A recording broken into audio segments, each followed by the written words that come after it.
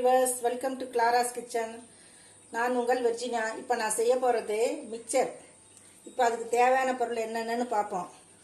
1 cup கடலை மாவு, 1/4 cup அரிசி மாவு, இந்த கப்பால் ஒரு 1/2 கப்பு கடலை, 1 கப் பொட்டுக்கடலை, 6 பல்லு பூண்டை தட்டி வச்சிருக்கிறேன், 1/2 கப் அவுல், முந்திரி பருப்பு 1/4 கப், கருவேப்பிலை 2 கொத்து, மிளகாய்த்தூள் 1 ஸ்பூன், பெருங்காயத்தூள் சிறிதளவு, தேவைக்கேற்ப உப்பு, தேவைக்கேற்ப எண்ணெய். இப்போ எடுத்து வச்சிருக்க கடலை மாவை ஒரு பவுலில் போட்டுக்கிட்டோம். அதோட இந்த அரிசி மாவையும் கலந்துக்குவோம். அதில் மிளகாய்த்தூள் போட்டுக்குவோம்.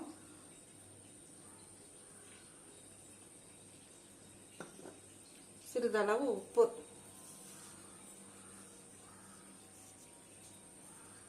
இப்போ இதை கரைச்சிக்குவோம்.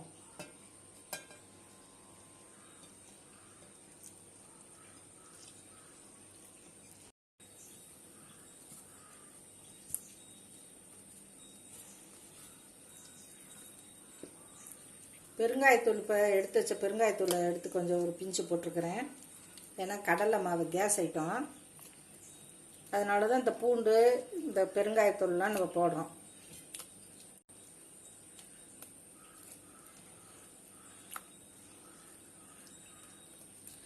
கொல கொலன்னு இருக்கக்கூடாது, தண்ணியாகவும் இருக்கக்கூடாது.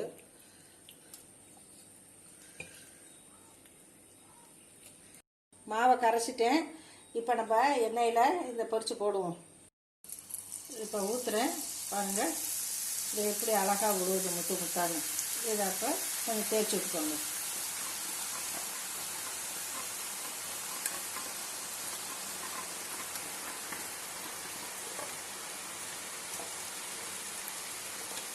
கொஞ்சம் பொறுன்னு காரா பூந்தி கொஞ்சம் பொறுன்னு கொஞ்சம் முருவலாக இருக்கணும். பூந்தினா கொஞ்சம் முன்னாடியே எடுத்துடணும். இது காரா பூந்திக்கு கொஞ்சம் பொறுன்னு இருக்கணும். கொஞ்சம் வெயிட் பண்ணி கொஞ்சம் ஒரு 2 நிமிஷம் இருந்து தான் அதை எடுக்கணும். பாருங்க, மொறுன்னு செவந்துருச்சு. இப்போ இதை நம்ம எடுத்துடலாம். இதே போல தான் எல்லா மாவையும் போட்டு எடுக்கணும். அடுத்து நம்ம செய்ய போகிறது ஓமப்பொடி. இப்போ அதுக்கு தேவையான பொருட்கள் என்னென்னு பார்ப்போம்.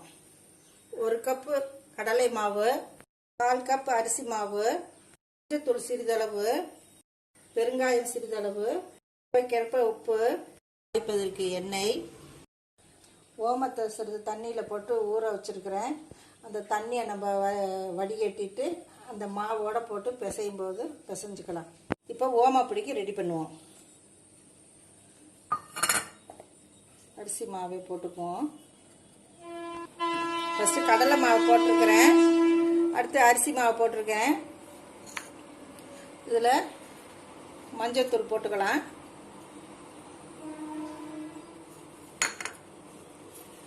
பெருங்காயத்தூள்,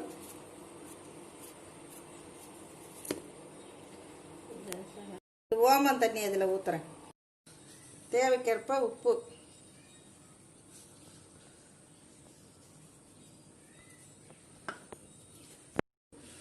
சூடான எண்ணெய் சிறிதளவு இதில் ஊற்றணும். இப்போ நல்லா இதை ஒன்று போல் கலக்கி இது சப்பாத்தி மாவு பதத்துக்கு இதை பிணையணும்.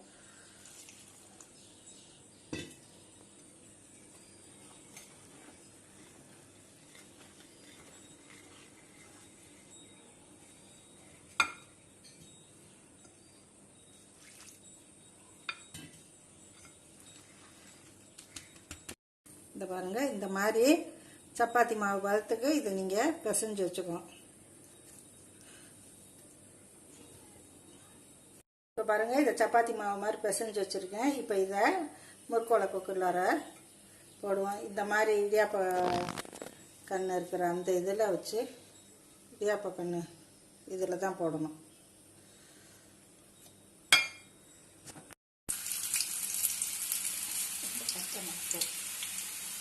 மாதிரி ரவுண்டாக புளிஞ்சு விடுங்க.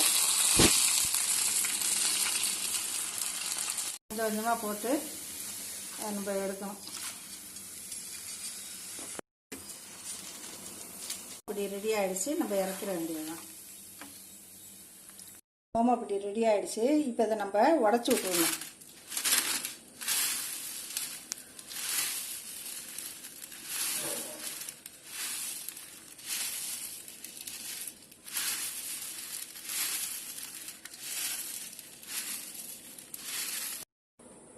ஓமப்பொடியெல்லாம் இப்படி பொடியாக நுணுக்கி இந்த பவுலில் வச்சுருக்கிறேன். ஓமப்பொடி செஞ்ச எண்ணெயிலேயே நான் இப்போ கடலை போட்டு வறுத்து எடுக்கிறேன்.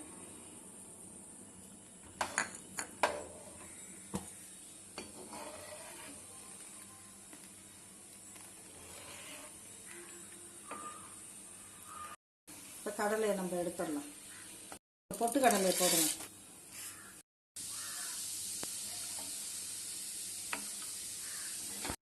வீட்டில் செஞ்சு கொடுத்தோம்னா வெளியில் கடையில் வாங்கிறதுக்கும் வீட்டில் செய்கிறதுக்கும் எவ்வளோ லாபம் இருக்குன்னு உங்களுக்கே தெரியும்.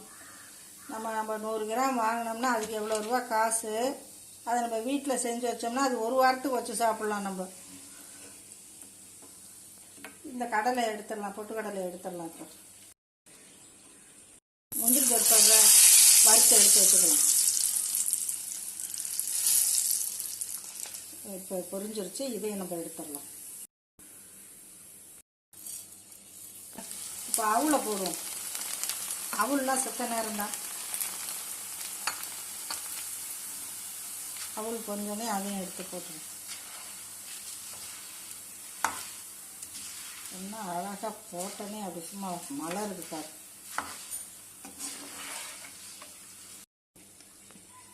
இப்போ அவள் பொரிஞ்சிருச்சு. இப்போ இதையும் எடுத்துடலாம்.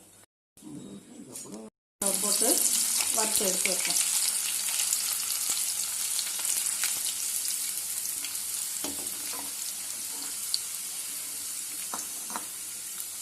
இதையும் எடுத்துடலாம். அப்போ ஆஃப் பண்ணிட்டு இந்த அனலில் இந்த கருவேப்பிலை போட்டு எடுப்போம்.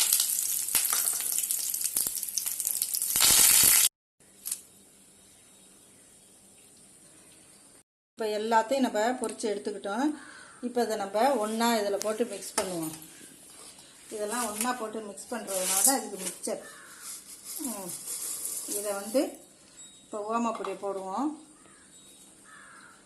வறுத்து வச்ச எல்லாத்தையும் இதில் போடுவோம்.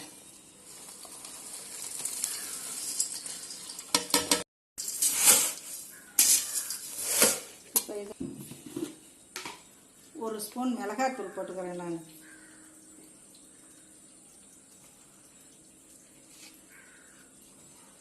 கொஞ்சம் போல மிளகாய்த்தூள், பெருங்காயத்தூள் போட்டுக்கிறேன். உப்பு சிறிதளவு போட்டுக்கலாம்.